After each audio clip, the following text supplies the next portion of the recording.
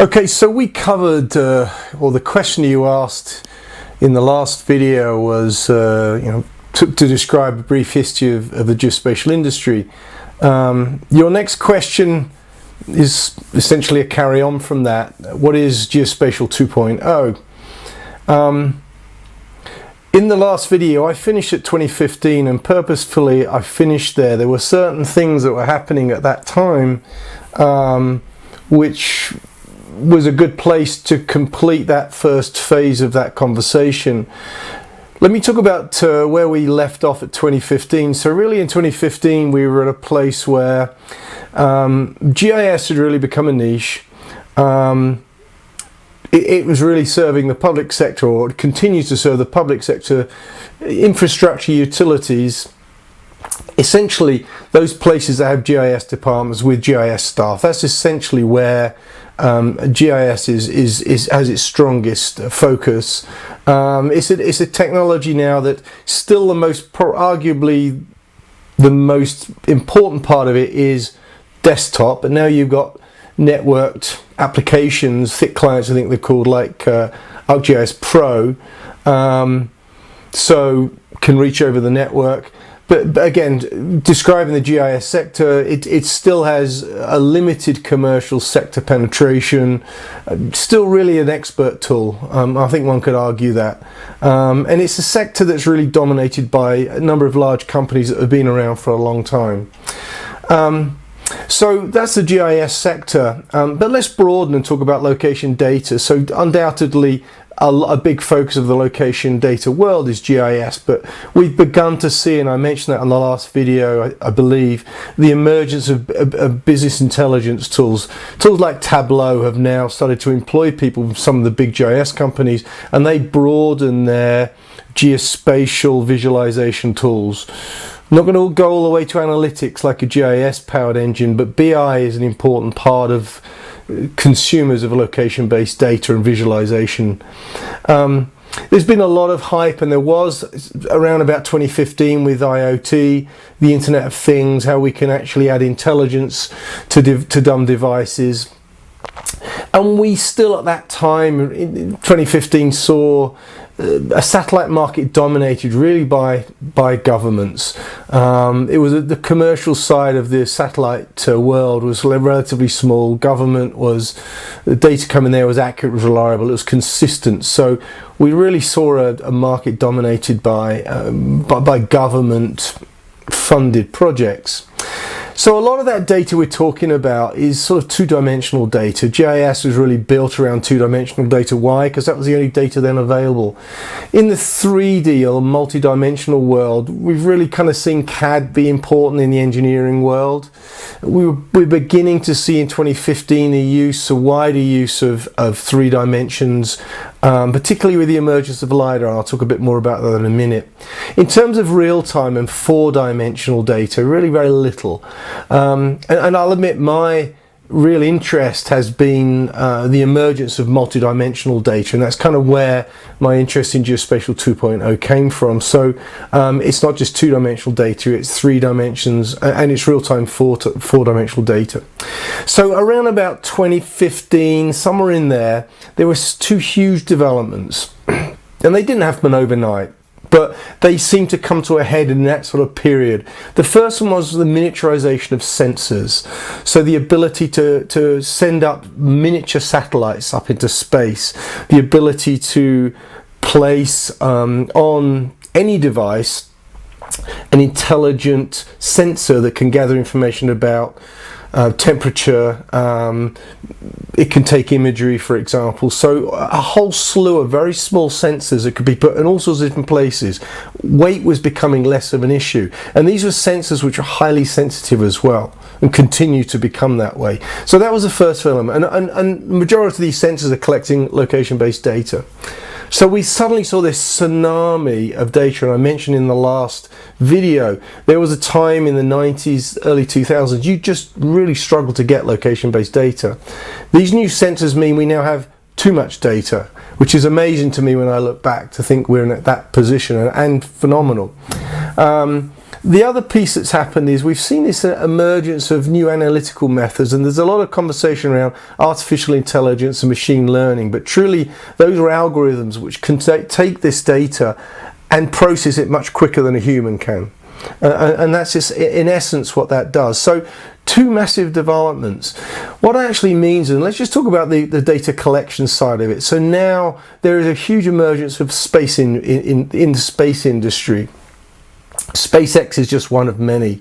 So that's not only imagery that's being collected, very high resolution imagery, but SAR, and that's radar. So there's a lot of talk at SAR, and companies like Capella are well known in the space for SAR, but there's been a massive emergence of data that's being fed from space. Go down another level, we've started to get a lot of stuff from aerial, and that's planes and aircrafts flying not in orbit but flying, so we can now do imagery and LiDAR. LiDAR's become very relevant, and we've got companies like Leica that are doing hybrid miniaturized sensors, which are a combination of imagery and LiDAR, and they're doing edge computing with it as well, doing some really clever things in aeroplanes, all relatively recent. We're now seeing drones. There's a lot of talk about drones, very fragmented market, but as we get these sensors smaller and cheaper, drones can then fly narrow areas and fly around buildings, for example. So we've got the drone market emerging. In the terrestrial world, we've got mobile mapping. We can now drive down a street with these sensors on a vehicle and basically create a point cloud just by driving down the street. And again, let's talk about point clouds in a minute. I've spoken about IoT devices, all sorts of IoT devices. 5G is going to make a massive difference there as well, as all these devices are pulling data in.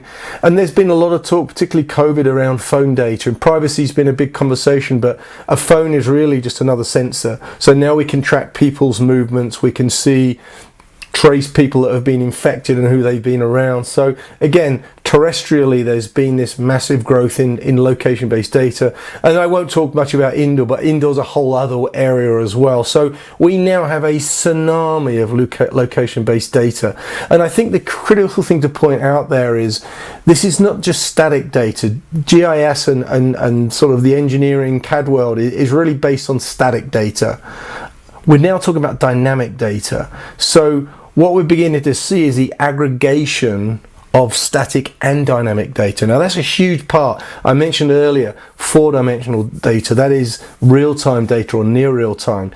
So when going back to answering your question, what is Geospatial 2.0? Josh Gilbert actually came up with the term from SUST Global. And I've sort of taken slightly different path to what Josh, or maybe it's my interpretation of what Josh came out with, but my read on what Geospatial 2.0 is, and I use it as an umbrella term, really. It's not some defined thing, it's just a nice separation, if you like. It's really aggregated dynamic and real-time data processed by artificial intelligence and machine learning. That's really the definition of it. If you look at what one could call the Geospatial 1.0 world, which is dominated by GIS, one probably wouldn't describe it in that way. It serves a different marketplace. It's providing different answers to different questions. But this 2.0 world is really beginning to leverage what these advances in technology are bringing to us, and most of the data that's been brought in is either location based or is linked to other non-location data. So ultimately everything has a location or is connected to something that has a location. But it's an interesting world as I've been exploring it over the 2.0 world, as I've been exploring it over the last year or more. It's very different to the existing geospatial world. It's a very fragmented marketplace is really what I'm saying. It's very much a startup powered community. It's really like the early days of the internet. There's a whole load of technology stacks that have been built, almost like the Wild West. Sometimes I kind of call it the Wild West, and it's really a lot of technology trying to chase solutions in some cases. And again, I'll cover that in a different video. I think what's fascinating about it as well is it's truly an international community. So it isn't just a US or EU based powered community is truly international. And again, in another video I'll talk about this, but India has really stood out from all the studies I've done and people I've spoken to as being a real powerhouse in this. There's amazing things going on in India, but not just in India. I've been talking to people all over the world who are doing some really incredible things with this technology. So it's a very exciting space. There are all these new tech labels that have come out: fintech, insurance tech, retail tech, agri-tech, gov-tech, all these different techs appearing. But I think what's really been notable about the 2.0 community, if dare I call it that, is it's really going after the marketplace that traditional GIS and the geospatial market that I described in the previous video haven't been able to penetrate. And those are some of the tech areas that the GIS world, and again, geospatial in general, haven't got into. So the commercial world is beginning to take notice of these developments, and there are a lot of companies that are trying to get into these different places. So there's a long way to go, because there's a lot of education, there's a lot of understanding about the power of these things. I keep hearing, we don't know what to do with all this data. There's a poor understanding of what the data is. There's a poor understanding of what the AI and machine learning is, and a lot of that's down to us, because we like talking about technology. We love talking about our wonderful technology, but really these guys care about business outcomes. They don't care about maps. They don't care about AI. They don't care about anything about the data. They just want to know, as a trader, for example, a finance trader, can I get a quick answer to a question to make a trade, in real time? That's all they care about. Forget the tech. They want to know the answer to the question. And we haven't really done a good job in telling those stories based around data, let me phrase it that way, where we can actually tell stories using data that are focused on an outcome. So I'll cover 2.0 in more detail in other videos. And I really want to highlight some of the companies that are doing some amazing things in that space, but it's a really exciting emerging space. It is quite separate at the moment to the existing geospatial world. There's all sorts of innovation going on in that space, but there's a lot of activity in that world, and I think from someone who's lived in the geospatial world his whole career, I find it incredibly exciting. So I hope that answers your question.